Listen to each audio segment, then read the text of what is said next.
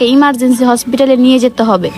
এখন যদি সময় মতো আমার মাকে হসপিটাল না নিয়ে যেতে পারি, তাহলে হয়তো আমি আমার মাকে আর বাঁচাতে পারবো না।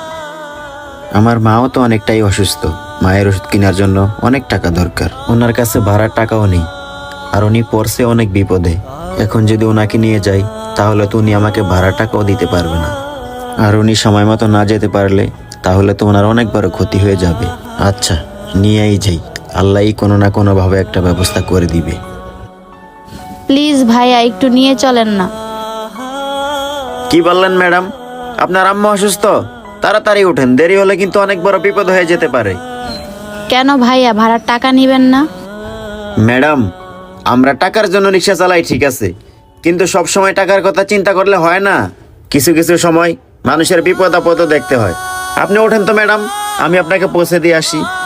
ভাইয়া, আপনার আগেও দুইজনকে বলছিলাম, কিন্তু আমাকে একজনও নিয়ে যায় নাই, আমার কাছে ভাড়ার টাকা ছিল না বলে। তাহলে আপনি আমাকে কেন নিতে চাচ্ছেন? ম্যাডাম, আপনি যখন বললেন না যে আপনার আম্মা অসুস্থ, তখন আমার মায়ের কথা মনে পড়ে গেল। আমার একটা মা আছে, মাও অসুস্থ থাকলে একটা সন্তানের মনের অবস্থা কেমন থাকে সেটা একমাত্র আমিই বুঝি। ম্যাডাম, শুধু শুধু কথা বাড়ায় সময় নষ্ট করে লাভ নাই। চলেন তো তাড়াতাড়ি, আপনার ভাড়া টাকা দিতে হবে না। তাড়াতাড়ি ওঠেন ম্যাডাম।